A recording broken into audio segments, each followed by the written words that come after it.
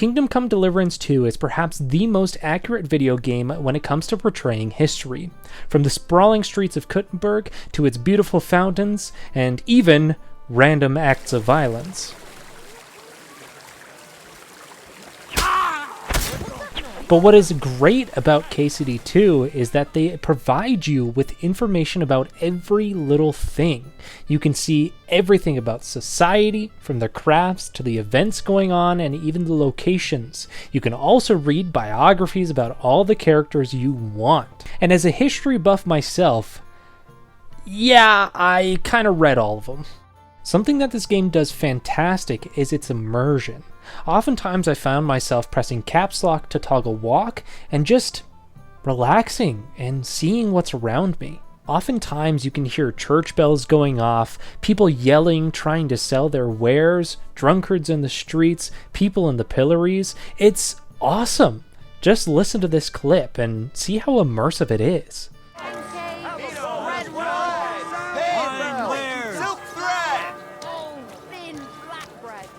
God bless. Now, of course, I am the prime demographic for this kind of game, but really it's accessible for the greater population. You don't need to know the intricacies of history to enjoy this game. A lot of the fun comes out of its antics that happen throughout the story. Saving your life? And who asked you to do that? I had them right where I wanted. A little longer and they'd be done for. But in particular, something they really nailed down from the first game is the cinematography. It really feels like I'm watching a movie sometimes. I mean, just look at this scene.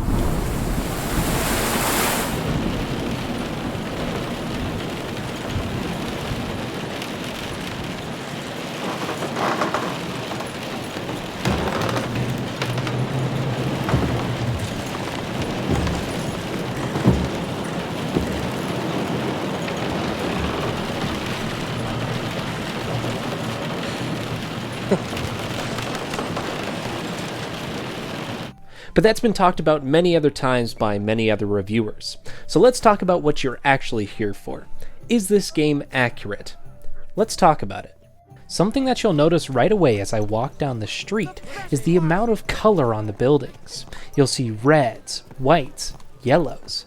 Despite what you might think, the medieval days were actually quite colorful. And this is something that I think they really nailed, especially because most of the color is actually within the city, which is fairly accurate to the time period.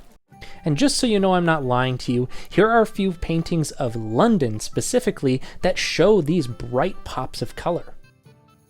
If we compare that to the outside of the city in some villages, there still is color, but it looks run down, less maintained, because people are just busy trying to survive instead of working on their houses. Notably as well, things are made of natural materials that can be found pretty close by. This is compared to the city where most of the buildings are made out of brick and mortar. The devs put in a lot of work to make it clear to the player which materials are being used where. In villages, they often used mud instead of plaster like the cities to fill in the gaps in their walls.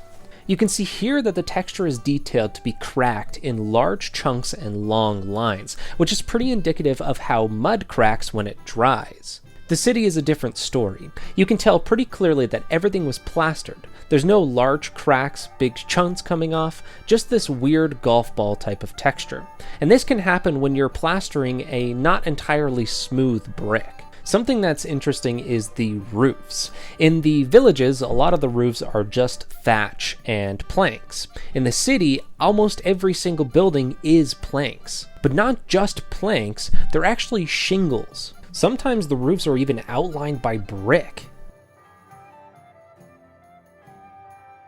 Now this isn't always consistent. On the outskirts of the city, there are roofs made out of thatch. However, compared to the villages, it's still of a higher quality. The walls, for example, are made out of hewn square logs as compared to the regular round ones. Another fun thing that you might have noticed in a lot of these old cities, not just Kuttenberg here, is this weird overhang that a lot of these buildings have. Now the reason these overhangs may exist can kind of vary. A big reason is because property taxes were only levied based on the ground floor. So if you wanted a bigger house but pay the same taxes, you just expanded the top. Now many cities have different tax laws, so it's possible that these overhangs don't exist solely for that reason. And what we do know is that when it was based on property tax, people were essentially stealing as much space as possible, to the point where it got so extreme, houses were almost touching. Another reason these buildings might have an overhang is because these cities weren't really planned. Sometimes you would build your first floor, or it would come from the original house in the town, and you would have to expand the second floor. And to expand the second floor, you need an overhang. Unlike today, these buildings weren't easy to tear down. You couldn't really tear down a building and then rebuild it. You had to expand upon it, so it just wasn't worth it to tear down the first floor. A major reason these people might want to expand is there could be multiple families or multiple generations of families living in a single household. That means you need a lot more space. And especially in these big cities, the population grew exponentially without much expansion horizontally. Much like today, our cities are growing vertically. Of course, we have suburban sprawl, but these people were confined to their walls. They needed protection. Now, of course, they didn't have the engineering to make skyscrapers, but you can see that the buildings are actually quite tall. While we're here, let's talk about walls. What Kuttenberg here has is a double-layered defense sort of design. It's actually called a concentric castle. The benefit of this design is that your soldiers have somewhere to retreat into if the first wall is breached. The inclusion of this ditch here is important. It makes the attacker face upwards towards your wall while you're looking down from the high ground.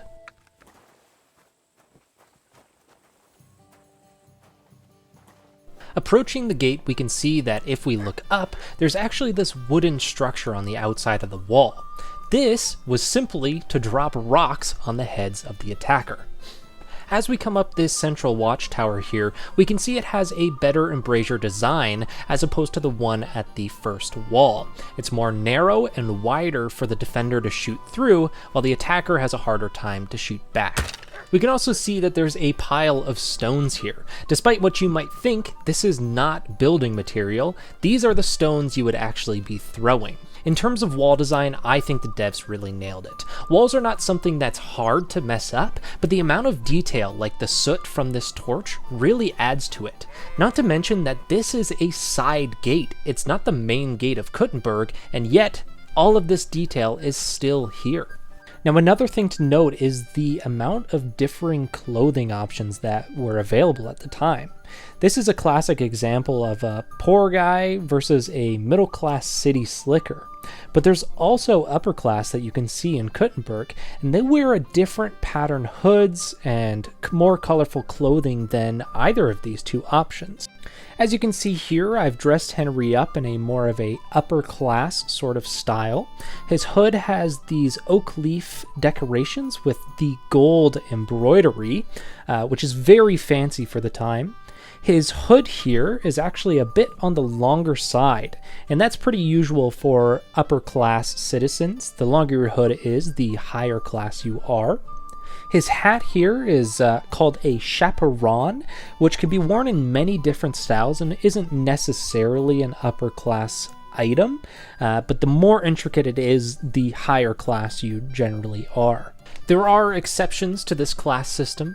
For example, this man here should not be confused with a poor man, for he is actually probably a religious figure.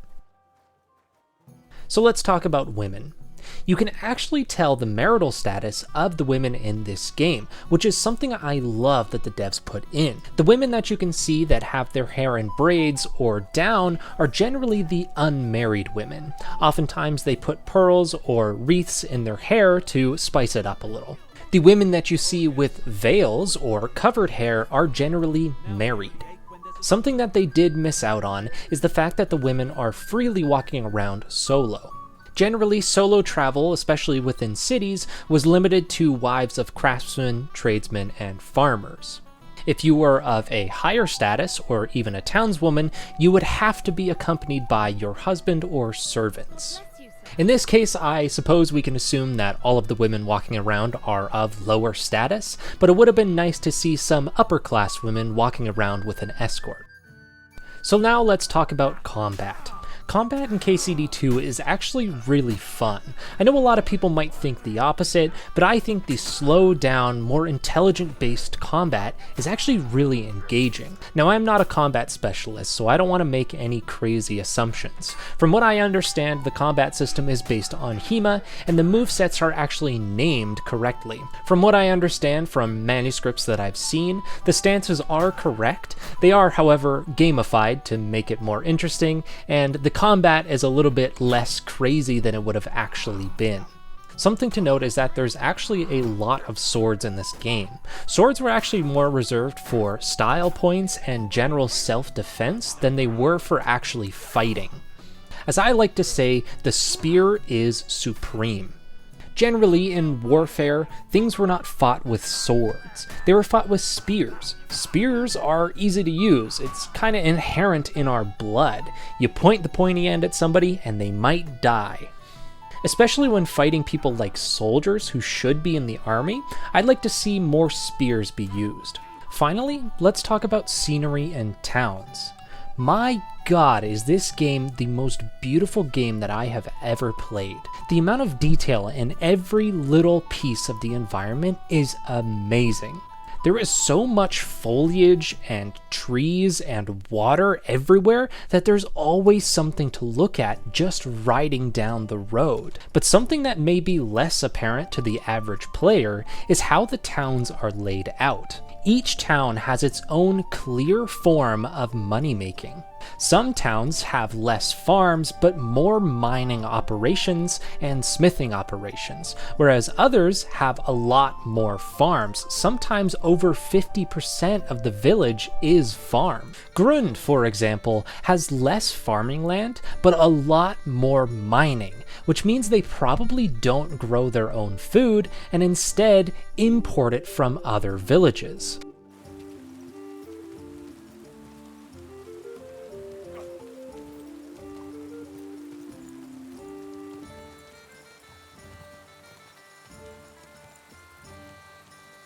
The town over is called Horshan, and Horshan actually has a majority fields. The town comparatively is quite tiny to its vast swathes of field. In reality, these were probably sister towns, Horshan feeding Grund so that they could occupy the mines and get more silver for the ruler. And I think that little detail is something that a lot of players would miss, and it's just such a neat little thing to include. Another great detail is how the fields are actually laid out. They're not big squares like we see nowadays, they're actually long fields. Now this is because they actually had to use crop rotation, which means leaving at least one field fallow to reintroduce the nutrients back into the soil. Fertilizer wasn't really invented then. There were options, but realistically they just had to make do. So crop rotation was the solution. Now if you're interested, I encourage you to look it up and learn a bit more. I could probably do a whole video going into the intricacies of crop rotation. It's super interesting. Now, despite crop rotation being a thing in real life, I don't think the devs really thought about it when they were planting the fields. None of the fields seem to be fallow, and all of them are planted with one identical crop, which is not realistic. In reality, each field, or at least each section, would have different crops based on the time of year, from spring, fall, and winter.